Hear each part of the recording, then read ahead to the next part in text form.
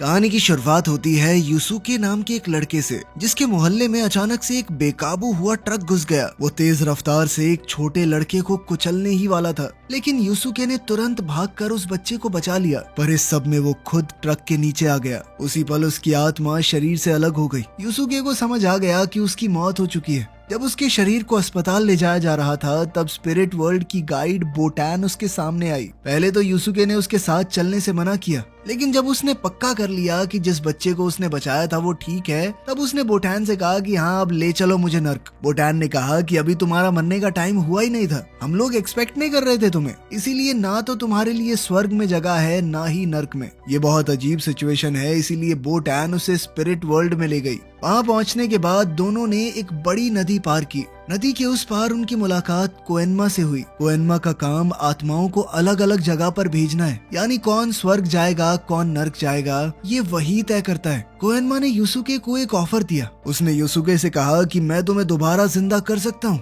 लेकिन इसके बदले में तुम्हें हमारे लिए जासूस बनना होगा। इंसानों की दुनिया में घूम रहे योकाई से जुड़ी हुई परेशानियाँ तुम्हें सुलझानी होंगी। उसने बताया कि हेलबग नाम का एक योकाई डीमन वर्ल्ड से भागकर धरती पर आ गया है। यूसुके का पहला काम है ये पता लगाना कि वो धरती पर आया क्यों है और वो कर क्या रहा है। इस सब की सारी इंफॉर्मेशन स्पिरिट वर्ल्ड तक पहुंचाना। ये एक बहुत अच्छा ऑफर था और शायद कोई भी मान जाता। फिर भी यूसुके ने तुरंत मना कर दिया, क्योंकि उसे किसी के अंडर काम करना पसंद ही नहीं था। वो एक शरीफ सा अच्छे स्वभाव का लड़का है, लेकिन गलत बात बर्दाश्त नहीं करता। एक दिन स्कूल में उसने देखा कि कुछ लड़के एक कमजोर लड़के को परेशान कर रहे हैं। यूसुके तुरंत उसकी मदद करने बीच में आ गया, लेकिन उल्टा इल्जाम उस पर ही लग गया कि वो उस लड़के के पैसे ले रहा है। स्कूल के प्रिंसिपल ने उसे डांट दिया, फिर भी यूसुके ने कुछ समझना जरूरी नहीं समझा और चुपचाप वहाँ से चला गया। जब वो अपने मोहल्ले में पहुंचा, तब कुआबारा ने उसे घेर लिया। कुआबारा पिछले दिन की हार का बदला लेना चाहता था, लेकिन हुआ फिर से वही। यूसुके ने उसे बढ़िया तोड़ा। कुआबारा के दोस्त भी वहाँ पर थे, लेकिन उसने उनकी मदद लेने से मना कर दिया, क्योंकि वो खुद यूसुके से जीतना चाहता है। यूसुके पहले से ही गुस्से में था और अब तो उसने अपना सारा गुस्सा कुआबारा पर निकाल दिया। फिर जब उसने देखा कि कुआबारा अब खड़ा तक नहीं हो पा रहा, तो वो वहाँ से निकल गया। इसी समय कुछ दूर सड़क पर एक ट्रक ड्राइवर के ऊपर उड़ते हुए अजीब से कीड़े ने हमला कर दिया। वो उसके शरीर में घुस गया और उस पर काबू पा लिया। इसके बाद ड्राइवर बेकाबू होकर ट्रक को भगाने लगा। दोपहर में यूसुके अपने माँ बाप के रेस्टोरेंट पर जब खाना खा रहा था, तो वहाँ वो अपनी बचपन की दोस्त कीको से मिला। कीको स्कूल वाली हरकत की वजह से उससे बहुत नाराज थी। यूसुके कभी किसी को ये नहीं बताता था कि वो क्यों लड़ रहा है। किसी को सफाई देना पसंद ही नहीं है भाई को, इसीलिए स्कूल के बच्चे उसे गलत समझते थे, बहुत डरते थे उससे। लेकिन यूसुके को फिर भी कोई फर्क नहीं था कि कौन उसके बारे में क्या सोचता है। इसके बाद वही ट्रक वाला हादसा हुआ और फिर आगे का तो तुम्हें पता ही है। इधर धरती पर यूसुके की डेथ सेरेमनी चल रही थी। तब उसे एहसास हुआ कि कितने सारे लोग असल में उसके लिए दुखी हैं। यहाँ तक कि कुआबारा भी उसकी मौत पर दुखी हो रहा था। तब यूसुके का दिल बदल गया। उसे समझ आ गया कि लोग उसकी सच में परवाह करते हैं। उस रात वही स्कूल के बदमाश लड़के फिर से करीनो पर हमला करने लगे। तभी डीमन वर्ल्ड का वही कीड़ा करीनो के शरीर में घुस गया। अचानक करीनो की ताकत बढ़ गई और वो पूरे जोर के साथ लड़ने लगा। लड़ाई के दौरान करीनो ने एक मोटरसाइकिल गिरा दी। मोटरसाइकिल गिरते ही उसका पेट्रोल टैंक लीक हो गया और कुछ ही पल में वहाँ बहुत बड़ा धमाका हुआ। धमाके की आवाज सुनते ही कुआबारा तुरंत वहाँ दौड़ कर आ गया। वहाँ पहुंचकर उसने देखा कि करीनो पूरी तरह दानव के काबू में आ गया है। इसी बीच यूसुके को भी दोबारा जिंदगी मिल गई थी। उसे कोएनमा का एक मैसेज मिला। पता चला कि उसका घर खतरे में आ गया है, क्योंकि एक आदमी पर काबू करके दानव उस तरफ तबाही फैला रहा है। धमाके से लगी आग धीरे धीरे बढ़कर यूसुके के घर तक पहुंच गई और घर में आग लग गई। जब कीको को पता चला कि यूसुके का शरीर अभी भी घर के अंदर पड़ा है, तो वो बिना सोचे अंदर उसे बचाने चली गई, लेकिन कुछ ही देर में वो खुद भी अंदर फंस गई। ये सब देखकर यूसुके ने तुरंत कोएनमा से कहा कि मुझे जिंदा कर दीजिए। उसने वादा किया कि बदले में मैं स्पिरिट वर्ल्ड का जासूस बनकर काम करूंगा। जैसे ही यूसुके दोबारा जिंदा हुआ, वो तुरंत अंदर दौड़ा और केको को बचाकर बाहर ले आया और उसे अपनी माँ की गोद में दे दिया। इसके बाद वो सीधा करीनो के पास पहुंच गया, जो अभी भी कुआबारा और उसके साथियों से लड़ रहा था। यूसुके ने करीनो को बेहोश कर दिया, लेकिन जल्द ही उसे समझ आ गया कि असली प्रॉब्लम अभी खत्म नहीं हुई। करीनो के शरीर से उस दानवी कीड़े को निकालना बहुत जरूरी है, वरना करीनो खुद भी योकाई बन जाएगा। प्रॉब्लम ये थी कि उस कीड़े को निकालने के लिए उसे अपने अंदर की स्पिरिचुअल एनर्जी का इस्तेमाल करना होगा, और यूसुके को अभी ऐसा कुछ करना आता नहीं था। दूसरी तरफ प्रॉब्लम ये भी थी कि अगर करीनो ने उसे दोबारा जोर से मारा तो अब की बार वो शायद दोबारा मर जाएगा। सबसे बड़ी बात ये थी कि ये सब कुछ जिंदा रहते हुए करना पड़ेगा क्योंकि यूसुके दोबारा नहीं मरना चाहता। यूसुके ने चेन्स का इस्तेमाल करते हुए उस दानव को बांधने की कोशिश की और फिर जोर जोर से उसे मारने लगा, लेकिन करीनो जल्द ही छूट गया और उसने एक गैस सिलेंडर में छेद कर दिया। जैसे ही गैस आग से टकराई तो वहाँ जबरदस्त धमाका हुआ। यूसुके बड़ी मुश्किल से बच पाया, लेकिन इस धमाके ने उसे दूर फेंक दिया। करीनो धीरे धीरे उसकी तरफ बढ़ने लगा। तब यूसुके ने एक साइकिल का इस्तेमाल करके उसे दीवार के साथ फंसा दिया और करीनो से कहने लगा कि इस कीड़े के कंट्रोल से बाहर आ जा भाई। आखिरकार पूरा ध्यान लगाते हुए यूसुके ने अपनी स्पिरिचुअल एनर्जी जगा दी और आखिरकार कीड़े को करीनो के शरीर से बाहर निकालकर अपने हाथों से कुचल दिया। करीनो को अस्पताल पहुंचाने के बाद यूसुके तुरंत घर लौट आया, जहां केको और उसकी माँ उसे देखकर तुरंत गले लग गई।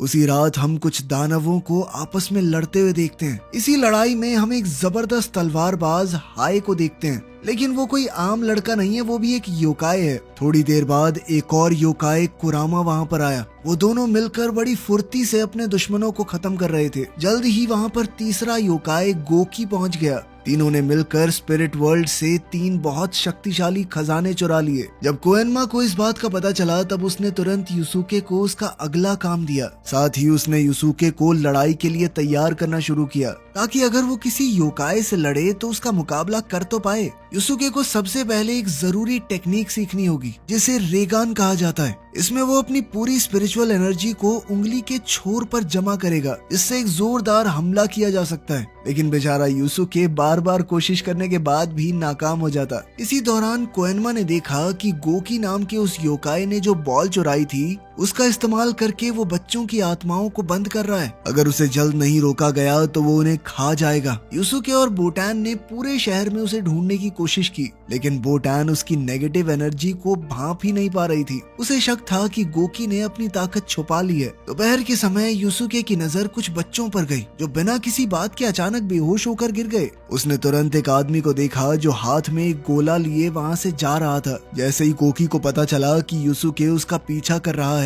तो वो तुरंत भागकर एक स्क्रैप यार्ड में पहुंच गया। वहां पहुंचते ही वो अपने असली रूप में आ गया और उसने यूसुके पर हमला बोल दिया। यूसुके ने उसके वार से बचने की बहुत कोशिश की, साथ ही वो अपने मुक्के और लातों से गोकी पर हमला कर रहा था, पर गोकी के ऊपर कोई असर ही नहीं हो रहा था। गोकी उससे बहुत ज्यादा ताकतवर था। वो आसानी से यूसुके को इधर उधर पटक रहा था। छुपकर यूसुके ने रेगान से हमला करने की कोशिश की, लेकिन वो कामयाब नहीं हुआ। तब गोकी ने उसे पकड़ लिया और उसे खत्म करने ही वाला था कि तभी अचानक वो लड़का वहां पहुंच गया जिसे यूसुके ने बचाया था। वो कहने लगा कि यूसुके को छोड़ दो। उसी पल मसारू की आत्मा भी बॉल के अंदर खींच ली गई। गोकी उसे खाने ही वाला था कि तभी यूसुके लड़के को बचाने के लिए पहली बार अपने रेगान का इस्तेमाल कर पाया। गोकी के खत्म होते ही उसके पकड़े हुए सभी बच्चों की आत्माएं वापस अपने अपने शरीर में चली गई। कुछ दूरी से कुरामा चुपचाप ये सब कुछ देख रहा था, लेकिन उसने इस लड़ाई में दखल देना सही नहीं समझा। अगली सुबह यूसुके और बोटान मोहल्ले में चल रहे थे। तब कुआबारा ने उन्हें देख लिया और चुपके से उनका पीछा करने लगा। इसी दौरान यूसुके को पता चला कि मिरर ऑफ डार्कनेस जो कि कुरामा के पास है किसी भी इच्छा को पूरा कर सकता है, लेकिन सिर्फ पूर्णिमा की रात में। बोटान उसे मैसेज देकर वहाँ से गायब हो गई और कुआबारा ये देखकर बिल्कुल शॉक हो गया। कुछ देर बाद यूसुके की मुलाकात कुरामा से हुई। उसका पीछा करते हुए अस्पताल तक पहुंच गया। वहाँ उसे पता चला कि कुरामा अपनी बीमार माँ से मिलने आया है। कुरामा ने बताया कि वो शीशे का इस्तेमाल किसी गलत काम के लिए नहीं करना चाहता, अपनी माँ को ठीक करना चाहता है बस, और फिर शीशा वापस कर देगा। यूसुके को तब समझ आया कि सारे योकाई बुरे नहीं होते। आज पूर्णिमा की रात थी। बोटान ने बताया कि उस शीशे के इस्तेमाल से विश तो पूरी हो जाएगी, लेकिन वो शीशा बदले में तुम्हारी जिंदगी ले लेगा। ये सुनकर यूसुके समझ गया कि ऐसे तो कुरामा मारा जाएगा। उसे रोकने के लिए तुरंत अस्पताल की तरफ भागा। कुआबारा भी उसके साथ आ गया और उसने बताया कि मैं अब योकाई के बारे में सब कुछ जानता हूँ, तुम्हारा पीछा कर रहा हूँ 2 दिन से। तब तक कुरामा अपनी इच्छा मांग चुका था। उसने अपनी माँ की जिंदगी के बदले में खुद को न्यौछावर कर दिया था। ये देखकर यूसुके तुरंत अंदर घुस गया। उसने कुरामा को बचाने के लिए कहा कि मैं भी अपनी आधी जिंदगी ऑफर करता हूँ। यूसुके और कुरामा आधी आधी जिंदगी देकर वापस इंसानों की दुनिया में लौट आए। कुरामा ने जैसे ही देखा कि उसकी माँ बिल्कुल ठीक हो चुकी है, उसके चेहरे पर सुकून आ गया। दूसरी तरफ हाय नाम के उस तलवारबाज ने एक बेहद कीमती टीयर स्टोन चुरा लिया। ये स्टोन बहुत रेयर था क्योंकि ये सिर्फ युकीना नाम की लड़की के आंसुओं से बनता था। उसने ये चोरी तुरुकाने नाम के एक बिलियनियर से की थी, जिसको जब ये बात पता चली तो वो बहुत गुस्से में आ गया। उसने अपने डीमन साथी साकियो को इस बारे में बताया। साकियो ने कहा कि कोई बात नहीं, मेरे आदमी युकीना को पकड़कर तुम्हारे घर ही ले आएंगे, वहाँ उसे रुलाते रहेंगे, टीयर स्टोन कमाते रहेंगे। इसी बीच युसुके को एक नया मिशन दिया गया। उसे कुमा स्वॉर्ड को वापस लेकर आना है जो कि हाय ने चुराई थी। कोएनमा ने बताया कि ये तलवार अपने मालिक को जो ताकत चाहिए वो दे देती है, इसीलिए तुम्हें उसका सामना बहुत सावधानी से करना होगा। कुछ दिनों बाद जब युसुके का सामना हाय से असलियत में हुआ, उसने सीधा हमला कर दिया, लेकिन हाय उसके हर एक अटैक से बहुत आसानी से बच जाता। उसे तो तलवार निकालने की जरूरत तक नहीं पड़ी। उसने समझ लिया कि युसुके अभी भी मुकाबला करने लायक नहीं है। उसने युसुके को बुरी तरह हरा कर कहा कि जा निकल जा यहाँ से, थोड़ा सीख के आ लड़ना।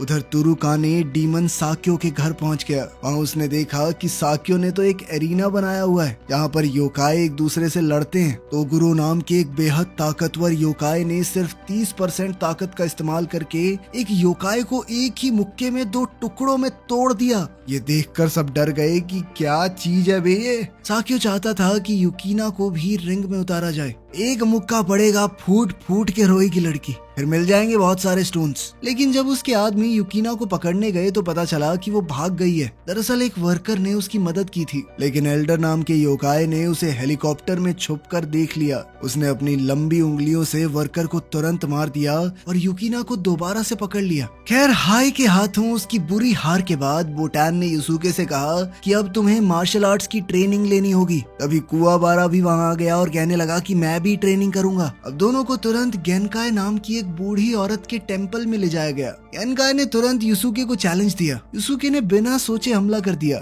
लेकिन वो गेनकाई को छू भी नहीं पाया। गेनकाई उसके सारे अटैक्स से आसानी से बच गई और आखिर में एक लात मारकर उसे गिरा दिया। थोड़ी देर बाद युसुके ने उसकी टेक्निक कॉपी करने की कोशिश की, लेकिन आखिर में उसने हार मान ली। उधर कुवाबारा को ट्रेनिंग के तौर पर एक बड़े पत्थर को लकड़ी की तलवार से तोड़ने का काम दिया गया। युसुके को लगा कि ये तो नामुमकिन है, लेकिन कुवाबारा ने हिम्मत नहीं छोड़ी। उसने बार बार कोशिश की। उसके हाथ तक खून से भर गए, लेकिन वो फिर भी नहीं रुका। आखिर में उसके पास सिर्फ जब एक ही लकड़ी का टुकड़ा बचा, तब उसने अपनी पूरी ताकत लगाकर दोबारा से तलवार घुमाई। उसने अनजाने में अपनी स्पिरिचुअल एनर्जी का इस्तेमाल करके पत्थर को 2 हिस्सों में काट दिया था। ये देखकर युसुके को भी हिम्मत मिली। उसने और मेहनत शुरू कर दी। जल्द ही गेनकाई ने महसूस किया कि युसुके अपनी एनर्जी कंट्रोल करना सीख गया है। अब वो अगले लेवल के लिए तैयार था। कुछ ही समय में युसुके ने अपना पहला एनर्जी शॉट फायर किया। वो एनर्जी बीम बेहद ताकतवर थी और उसे बादलों के बीच से जाते हुए टोगुरो ने देख लिया।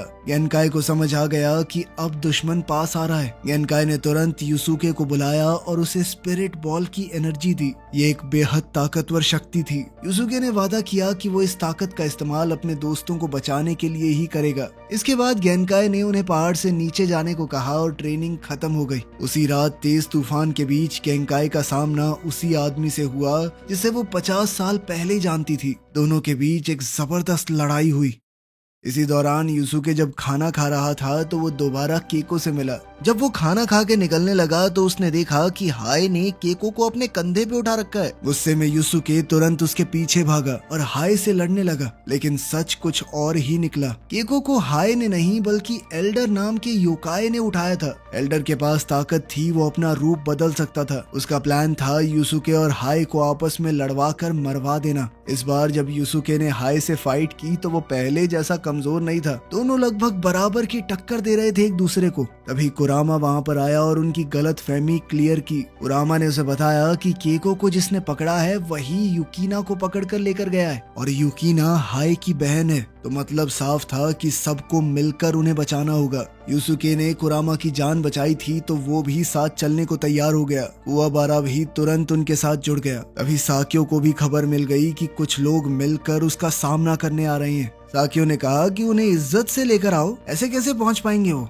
इसके बाद मैसेंजर खुद उन्हें आइलैंड ऑफ डार्कनेस तक ले जाने आया। बोट के सफर के दौरान उन्हें कहा गया कि अगर साक्यो के सारे फाइटर्स को हरा दिया तो केको और युकिना को छोड़ दिया जाएगा। इस वक्त यूसुके और कुवाबारा को उनकी मास्टर की मौत के बारे में नहीं बताया गया। कोएनमा ने फैसला किया कि मिशन खत्म करने के बाद उन्हें पता चले तो बेटर होगा। जब सब लोग आइलैंड पर पहुंच गए तो हाय ने अकेले आगे बढ़ने का फैसला किया और अपनी टीम से अलग हो गया। ये उसकी आदत है, वो हमेशा अकेले ही काम करता है। जैसे ही यूसुके, कुवाबारा और कुरामा वेयर हाउस में पहुंचे तो उनका सामना करासु नाम के पहले फाइटर से हुआ। कुरामा ने तुरंत अपने दोस्तों से कहा कि तुम आगे जाओ, मैं इससे लड़ता हूँ। दूसरी तरफ हाय भी अपनी बहन युकिना को ढूंढते हुए एक ताकतवर दुश्मन से टकरा गया। उसका सामना बुई नाम के एक बेहद ताकतवर योकाई वॉरियर से हुआ जो एक बड़ी सी कुल्हाड़ी लेकर उस पर हमला कर रहा था। जब ये सारी फाइट चल रही थी तब साक्यो के साथ तुरुकाने और कुछ और बिलियनर्स एक जगह बैठे हुए थे और वो हर एक फाइट पर बेटिंग कर रहे थे कि कौन जीतेगा। उनके लिए ये सब कुछ एक खेल था। उधर कुरामा और करासु के बीच लड़ाई और तेज हो गई।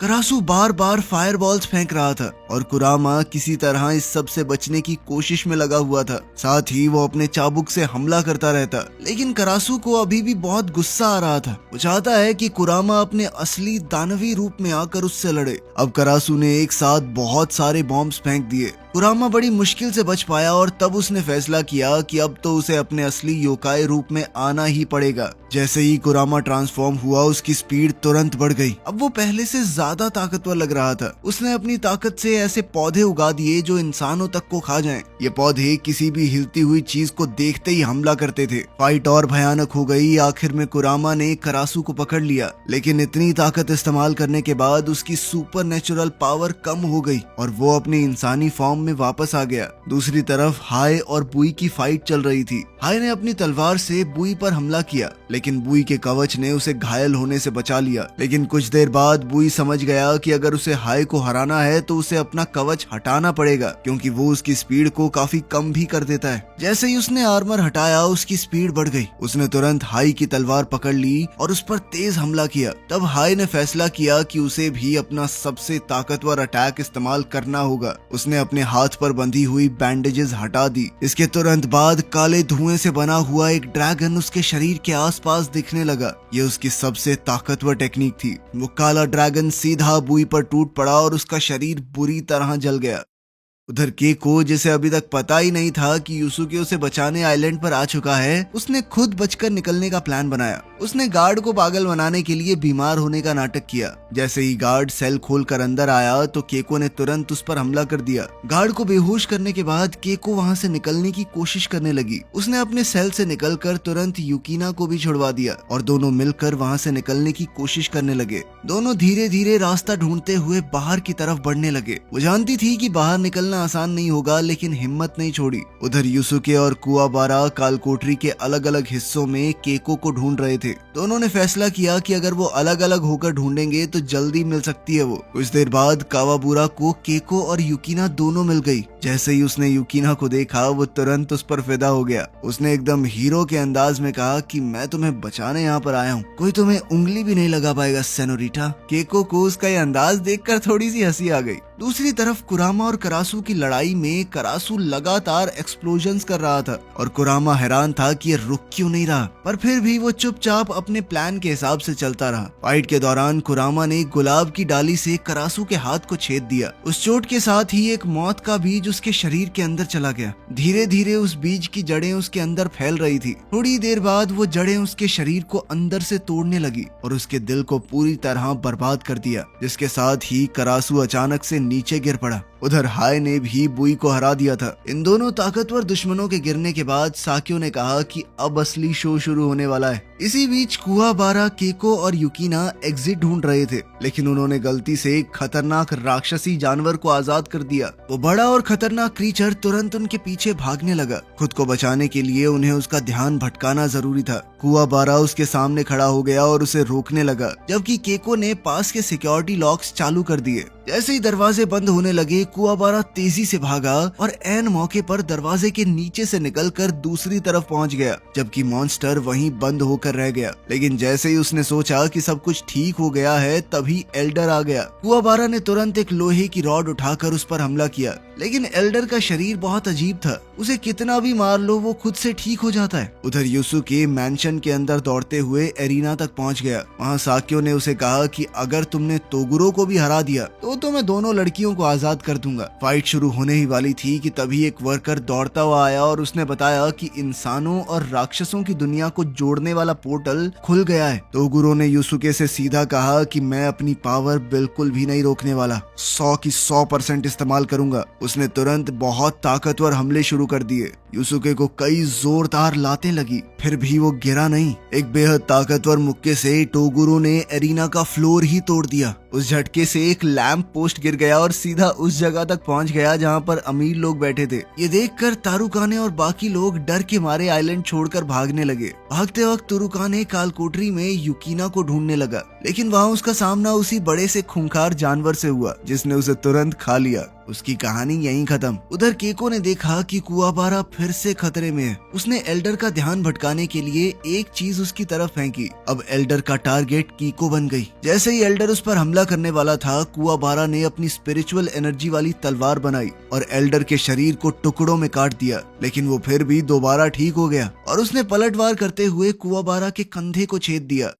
इसी वक्त कोएनमा ने देखा कि पोर्टल से बहुत सारे दानव निकल रहे हैं। उन्हें रोकने के लिए उसने आइलैंड ऑफ डार्कनेस के चारों तरफ एनर्जी शील्ड बना दी, लेकिन अगर पोर्टल और बड़ा होता गया तो शील्ड ज्यादा देर तक नहीं टिक पाएगी। कोएनमा तुरंत साक्यो के पास गया और उससे पूछा कि तुम चाहते क्या हो। साक्यो ने सीधा जवाब दिया कि मैं इस प्लैनेट को बिल्कुल वैसा ही बनाना चाहता हूँ जैसा ये पहले हुआ करता था। तुमने पोर्टल बना के इंसानों और दानवों को अलग किया है, पहले सब यहीं रहते थे। एक बड़ी मेटल की जाली का टुकड़ा यूसुके पर गिरने ही वाला था, तभी हाय वहां पहुंच गया और उसे अपनी तलवार से 2 टुकड़ों में काट दिया। थोड़ी देर बाद कुरामा भी वहां आ गया और अब तीनों साथ खड़े हैं। उन तीनों को देखकर साक्यो ने एक शर्त रखी। उसने कहा कि अगर तुम लोग जीत गए तो मैं पोर्टल बंद कर दूंगा, और अगर तोगुरो जीत गया तो कोएनमा को दोनों दुनिया के बीच वाला बैरियर हटाना पड़ेगा। कोएनमा ने कहा कि मुझे तुम्हारे ऊपर भरोसा नहीं है, तुमने अभी बंद कर दिया, बाद में दोबारा खोल दिया पोर्टल फिर। इस पर साक्यो ने कहा कि तुम मुझे खुद नर्क छोड़ कर आना, ठीक है। अब यूसुके, हाय और कुरामा तीनों ने मिलकर तोगुरो पर हमला किया, लेकिन तोगुरो इतना ताकतवर था कि उसने तीनों को नीचे गिरा दिया। वो यूसुके को खत्म करने ही वाला था कि तभी कुरामा और हाय ने मिलकर उसे पकड़ लिया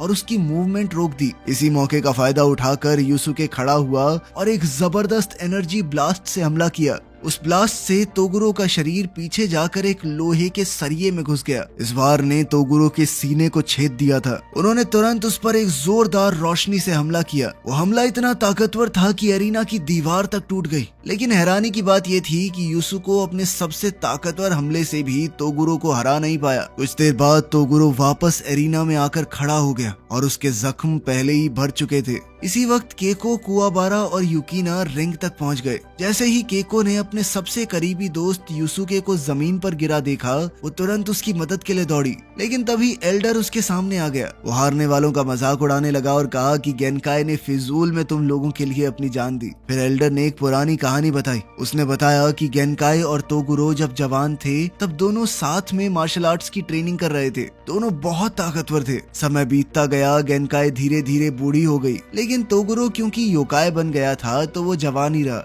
कई सालों बाद अब दोनों का आखिरी मुकाबला हुआ, जिसमें तोगुरो ने बिना किसी पछतावे के गेनकाई को हरा दिया और उसे मार डाला। ये कहानी खत्म हुई ही थी कि तभी तोगुरो को बहुत गुस्सा आ गया और उसने खुद ही एल्डर पर हमला कर दिया। सिर्फ एक ही मुक्के में उसने एल्डर को ढेर कर दिया। जैसे ही कुआबारा को पता चला कि उसे सिखाने वाली सेंसे गेनकाई मर चुकी है, वो गुस्से से भर गया। उसने तुरंत अपनी तलवार से तोगुरो पर हमला किया, लेकिन तोगुरो ने उसके वार को बहुत आसानी से रोक लिया और उसे तुरंत नीचे गिरा दिया। जब तोगुरो कुआबारा को कुचलने वाला था तब यूसुके दोबारा खड़ा हो गया। इस बार उसने गेनकाई से मिली हुई स्पिरिट स्फीयर की ताकत का इस्तेमाल किया। गुस्से से भरकर उसने तोगुरो पर लगातार कई मुक्के मारे और उसे जमीन के अंदर दबा दिया। लेकिन कुछ ही पलों में तोगुरो फिर से बाहर आ गया। अब उसका शरीर पहले से 10 गुना बड़ा हो चुका था। अगर वो अपनी उंगलियों को फ्लिक तक कर रहा था, उससे निकलने वाली हवा भी हथियार बन गई थी। इस रूप में वो बेहद खतरनाक लग रहा था। उसकी ताकत के सामने कुवाबारा तुरंत हार गया।